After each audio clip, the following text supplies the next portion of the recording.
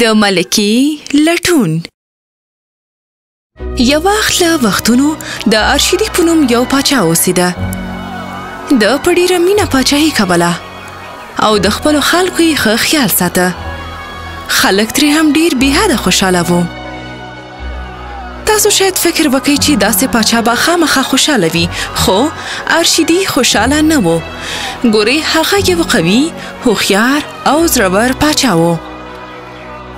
جی هو، له ستاینې مو مننه.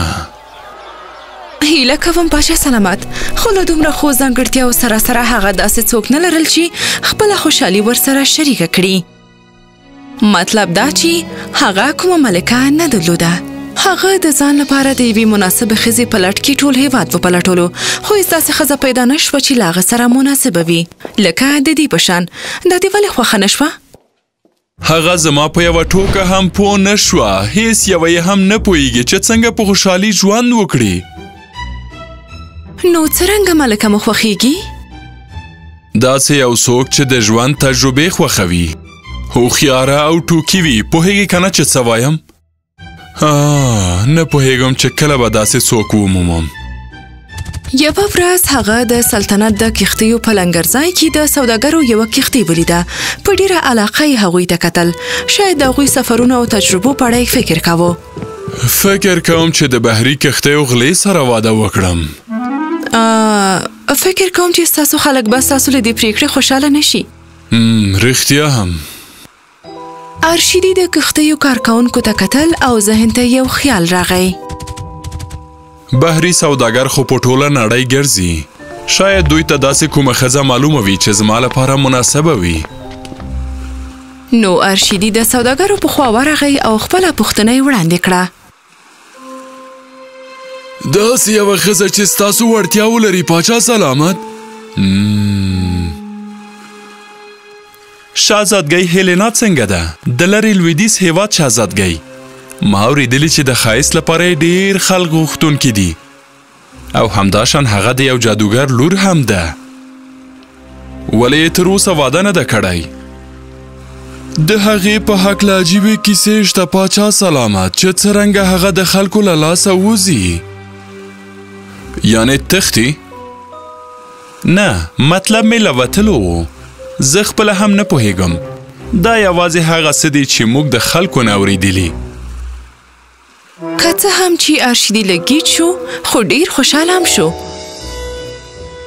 زه باید شهزادګۍ هیلینا پسې لاړ شم. صبر وکړه.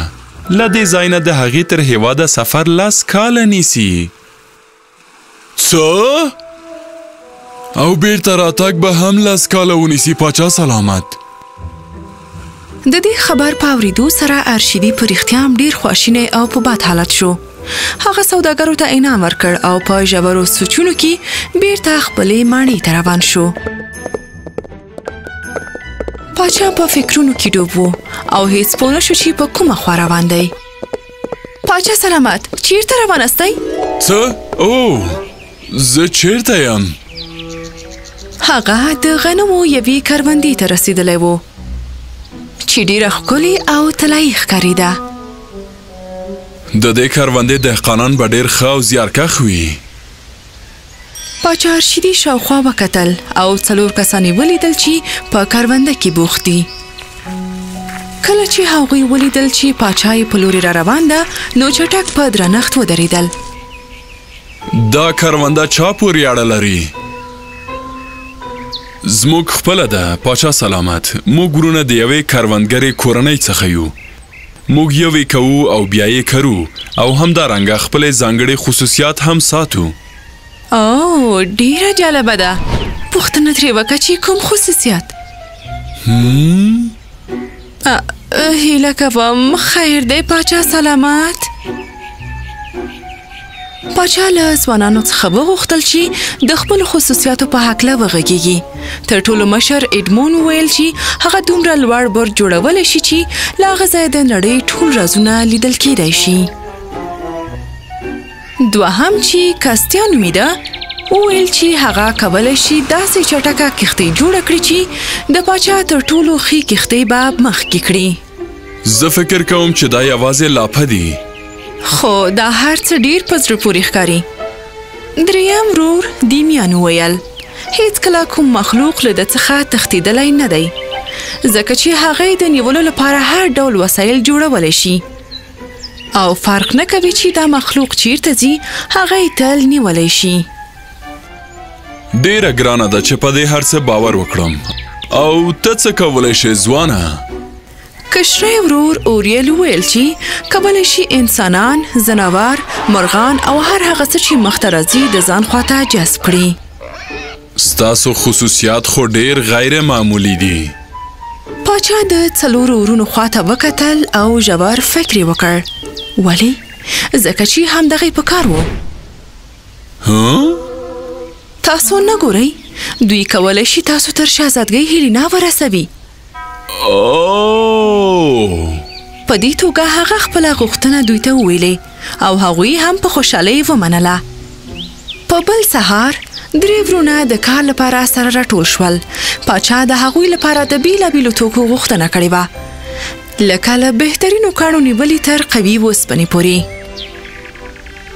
ایډموند د برج په جوړولو کار پیل کړی و او په 3 ورځو کې پای ته ورساوه. آیا دا ډیر عالی نه دی؟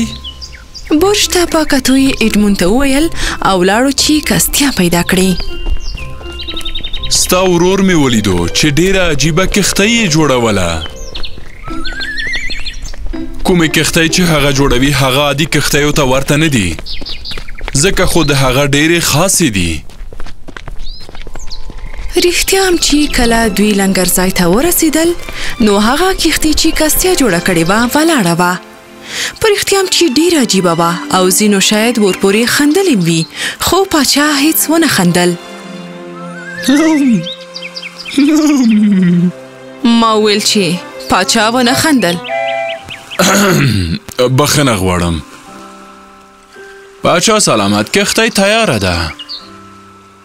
ډیر ښه، راځئ چې دریم ورور مو پیدا کو. دوی د پاچا کارخونې ته لاړل او دیمیان یې ولیدو چې ډیره په زړه پورې آله یې جوړه کړې ده. داسې ښکارېده لکه ټوپک چې جال ولي. نیول تر خوږولو نه ښه دي. واو، هغه یو مهربانه ځوان ده که نه؟ همداسې ښکاري. ښه ایډموند، ته کولی شي چې شهزادګۍ هیلینا له خپل برج نه ووینې؟ ما هغه لا د مخه ولیده. کله چې له برج نه راښکته کېدم نو د لویدیځ خواته مې وکتل او شهزادګۍ هیلینا مې ولیده.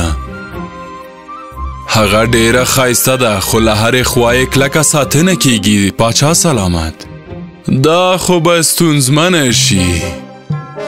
د هغې پلار سرسخته سړی ده، په اسانۍ به څوک پرېنږدي چې ماڼۍ ته یې ننوځي.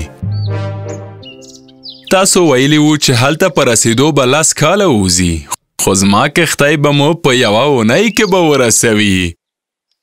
ښه، دا یو ښه زیری دی. او ته څنګه ډیمیان؟ زه کولی شم په اسانۍ د خپل ماشین له لارې زموږ څخه ساتنه وکړم. پاچا سلامت. ډیر ښه، خو یوازینۍ ستونزه دا ده چې ساتونکي. پاچا سلامت، ما تاسو ته ویلي وو چې زه هر څوک ځان ته جذبولی شم. زه به مو په ډېر اسانۍ ماڼۍ ته دننه کړم. په بله ورځ دوی ټول د لویدیځ هېواد په لور روان شول. د کستیا خبره رښتیا شوه. دوی په 1 اونۍ کې هلته ورسېدل.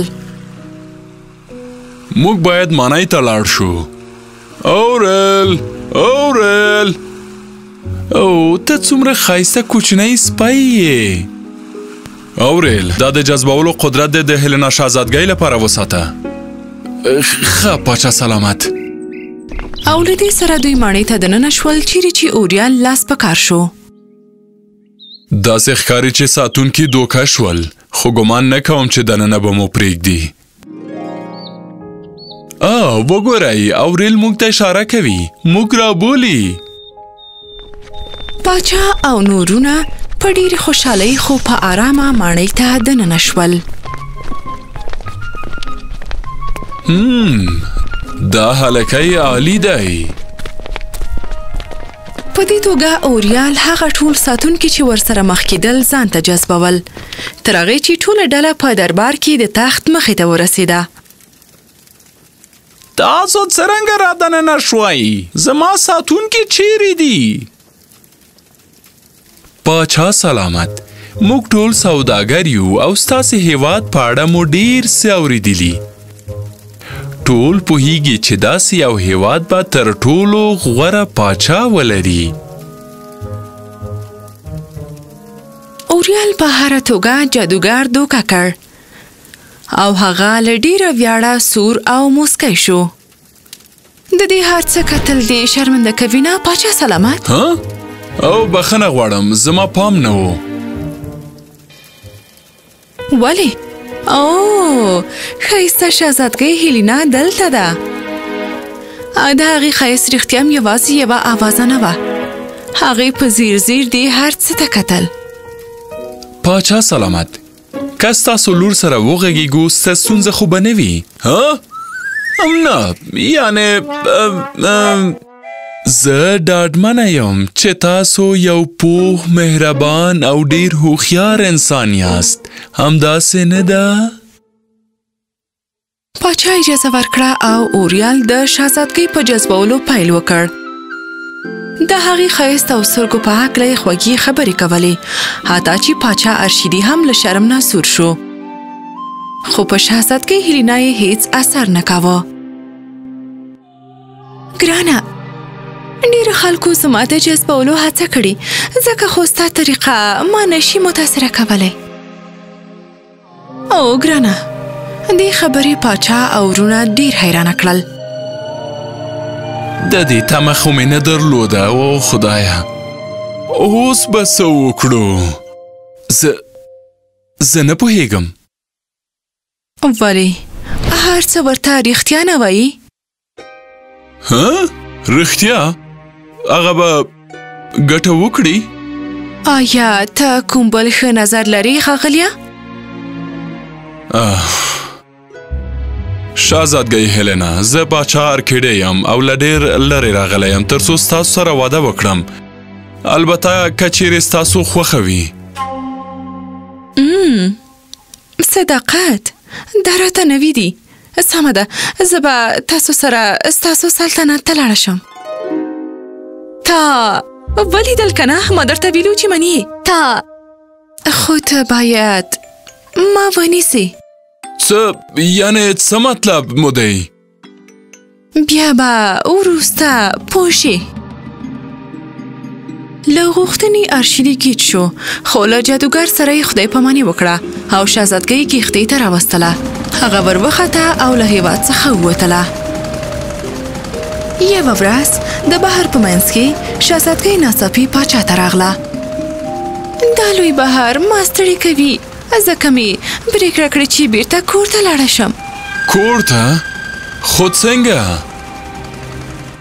کله چې دوی په پټه خوله هغې ته کتل، نو شهزادګۍ ناڅاپي په هیلۍ بدله شوه. هو نه! ټول وارخطا شول، خو دیمیان آرامه و. هغه خپل ټوپک راواخیست او په هغې نښه ونیوله. هغه ډز وکړ او هیلۍ بنده پاتې شوه. ها؟ دغه هیلۍ ماته ولې نه ښکاري؟ وګورئ، هغه په موږک بدله شوه.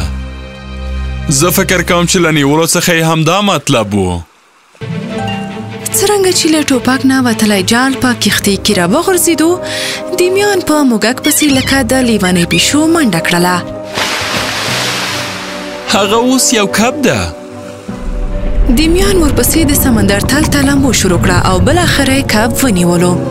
هغه پورته راغی او شهزادګۍ بیرته خپل اصلي حالت ته راغله. داسې ښکاري چې زه دې ونیولم. هو، آیا اوس به راسره پاتې شې؟ هو، زه به له تا سره سلطنت ته لاړه شم. که چیرې مې ته خوښ شوې نو واده به در سره وکم، که نه نو بیرته خپل هیواد ته راګرځم. سمه ده؟ سمه ده. واو، اوس خو نو باید یوه لاره پیدا کړي چې هغه له ځانه سره وساتي. او دا راز دوی بیرته د پاچا ارشیدي هیواد ته راوګرځېدل. هلته ډېر ژر شهزادګۍ په پاچا مینه شوه او له هغه سره یې واده وکړ. او د ورونو برخلیک داسې شو چې دوی ته د پاچا لخوا لوی انعام ورکړل شو. خو بیا هم هغوی بیرته خپلې کروندې ته ستانه شول ځکه چې هغوی احساس کولو چې د هغوی لپاره د هغوی د کروندې طلع بسنه کوي.